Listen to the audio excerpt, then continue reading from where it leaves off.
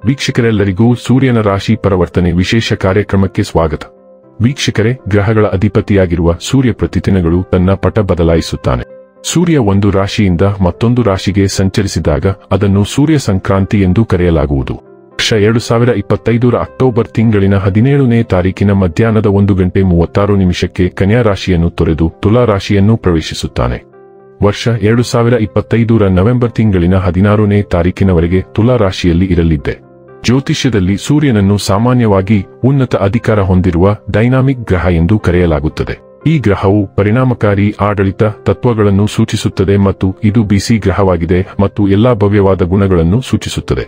ಸೂರ್ಯನ ಆಶೀರ್ವಾದವಿಲ್ಲದೆ ವೃತ್ತಿಜೀವನಕ್ಕೆ ಸಂಬಂಧಿಸಿದಂತೆ ಜೀವನದಲ್ಲಿ ಉನ್ನತ ಸ್ಥಾನಗಳನ್ನು ಹೊಂದಲು ಸಾಧ್ಯವಿಲ್ಲ. ಬಲವಾದ ಸೂರ್ಯನು ಜೀವನದಲ್ಲಿ ಎಲ್ಲಾ ಅಗತ್ಯ ತೃಪ್ತಿ, ಉತ್ತಮ ಆರೋಗ್ಯ ಮತ್ತು ಬಲವಾದ ಮನಸ್ಸನ್ನು ಒದಗಿಸಬಹುದು. ಸೂರ್ಯನನ್ನು ಚೆನ್ನಾಗಿ ಇರಿಸಿದರೆ ಸೂರ್ಯನು ಒಬ್ಬ ವ್ಯಕ್ತಿಯನ್ನು ದುರ್ಬಲ ಸ್ಥಾನದಿಂದ ಬಲವಾದ ಸ್ಥಾನಕ್ಕೆ ಒಯ್ಯಬಹುದು. ಸೂರ್ಯನ ಸಂಚಾರವು ರಾಶಿಚಕ್ರದ ಎಲ್ಲಾ 12 ರಾಶಿಚಕ್ರದ ಚಿಹ್ನೆಗಳ ಮೇಲೆ ವಿಭಿನ್ನ ಪರಿಣಾಮವನ್ನು ಬೀರುತ್ತದೆ. ತಂದೆ ಗ್ರಹ ಸೂರ್ಯನನ್ನು ಎಲ್ಲಾ 9 ಗ್ರಹಗಳ ರಾಜ ಎಂದು ಕರೆಯಲಾಗುತ್ತದೆ.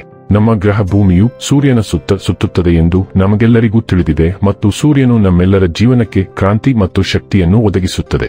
ಈ ಪ್ರಮುಖ ಜೀವಶಕ್ತಿಯು ನಮ್ಮ ದೇಹದಲ್ಲಿ ಚಲಿಸುತ್ತದೆ ಮತ್ತು ನಮ್ಮ ಜೀವನವು ಈ ಶಕ್ತಿಯೊಂದಿಗೆ ನಡೆಯುತ್ತದೆ. ಈ ಕಾರಣದಿಂದಾಗಿ ನಮ್ಮ ಜೀವನವು ಮುಂದುವರಿಯುತ್ತದೆ ಮತ್ತು ಸೂರ್ಯನನ್ನು ಈ ಇಡೀ ಜಗತ್ತನ್ನು ನೋಡಿಕೊಳ್ಳುವವನು ಎಂದು ಏಕೆ ಪರಿಗಣಿಸಲಾಗುತ್ತದೆ.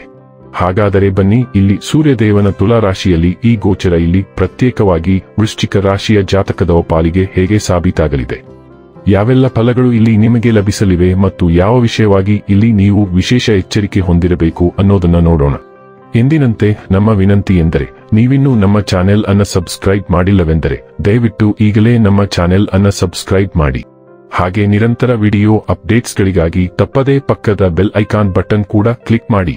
ವಂಶ ಪಾರಂಪರ್ಯ ಜ್ಯೋತಿಷ್ಯರು ನಂಬರ್ 1 ವಶೀಕರಣ ಸ್ಪೆಷಲಿಸ್ಟ್. ವಿದ್ಯೆ, ಉದ್ಯೋಗ, ಮದುವೆ, ಹಣಕಾಸಿನ ಸಮಸ್ಯೆ, ವ್ಯಾಪಾರ, ಆರೋಗ್ಯ ಸಮಸ್ಯೆಗಳಿಗೆ ಫೋನಿನ ಮೂಲಕ ಪರಿಹಾರ. ಹಿಂದೆ ಕರೆ ಮಾಡಿ. ವೀಕ್ಷಕರೇ, ಸೂರ್ಯನು ನಿಮ್ಮ 10ನೇ ಮನೆಯ ಅಧಿಪತಿಯಾಗಿದ್ದು ದುರ್ಬಲ ಸ್ಥಿತಿಯಲ್ಲಿದ್ದಾಗ ನಿಮ್ಮ 12ನೇ ಮನೆಯಾದ ತುಲಾ ರಾಶಿಗೆ ಸಾಗುತ್ತಾನೆ.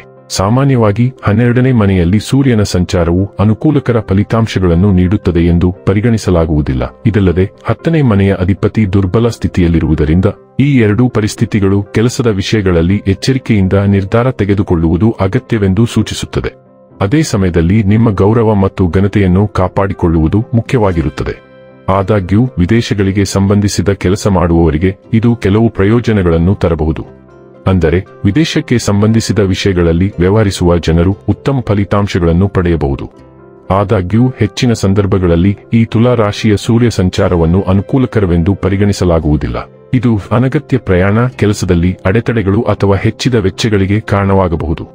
ಇದು ಆಡಳಿತ ಅಥವಾ ಸರ್ಕಾರಕ್ಕೆ ಸಂಬಂಧಿಸಿದ ವಿಷಯಗಳಲ್ಲಿ ಕೆಲವು ತೊಂದರೆಗಳನ್ನು ತರಬಹುದು.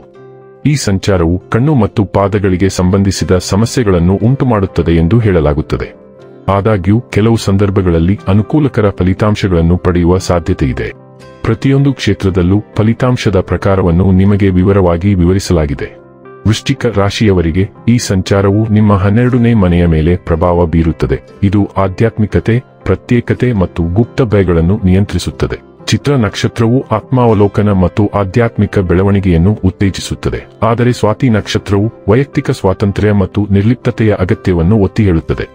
ವಿಶಾಖ ನಕ್ಷತ್ರವು ಗುಪ್ತ ಭಯಗಳನ್ನು ನಿವಾರಿಸಲು ಮತ್ತು ವೈಯಕ್ತಿಕ ಪರಿವರ್ತನೆಯತ್ತ ಗಮನಹರಿಸಲು ನಿಮ್ಮನ್ನು ಪ್ರೇರೇಪಿಸುತ್ತದೆ. ಈ ಸಮಯವನ್ನು ಸ್ವಯಂ ಚಿಂತನೆ ಮತ್ತು ಆಧ್ಯಾತ್ಮಿಕ ಚಿಕಿತ್ಸೆಗಾಗಿ ಬಳಸಿ, ಆದರೆ ಒಂಟಿತನವನ್ನು ತಪ್ಪಿಸಿ. ಇನ್ನು ಕೊನೆಯದಾಗಿ ಈ ದಿನಗಳಂದು ಮಾಡಿಕೊಳ್ಳಬೇಕಾದ ಉಪಾಯಗಳ ಕುರಿತು ನೋಡುವುದಾದರೆ, ನಿಯಮಿತವಾಗಿ ದೇವಸ್ಥಾನಕ್ಕೆ ಭೇಟಿ ನೀಡಿ ಮತ್ತು ನಿಮ್ಮ ದೇವರಿಗೆ ನಮಸ್ಕರಿಸಿ. ವೀಕ್ಷಕರೇ, ಇದಾಗಿತ್ತು ವೃಶ್ಚಿಕ ರಾಶಿಯ ಜಾತಕದವರ ಸೂರ್ಯನ ರಾಶಿ ಪರಿವರ್ತನೆಯ ಮಾಹಿತಿ ಇಷ್ಟವಾದರೆ ವಿಡಿಯೋವನ್ನು ಲೈಕ್ ಮತ್ತು ಶೇರ್ ಮಾಡಿ. ಹಾಗೆ ಚಾನೆಲ್ ಸಬ್ಸ್ಕ್ರೈಬ್ ಮಾಡುವುದರ ಜೊತೆಗೆ ನಿರಂತರ ವಿಡಿಯೋ ಅಪ್ಡೇಟ್ಸ್ಗಳಿಗಾಗಿ ಪಕ್ಕದ ಬೆಲ್ ಐಕಾನ್ ಕ್ಲಿಕ್ ಮಾಡಿ.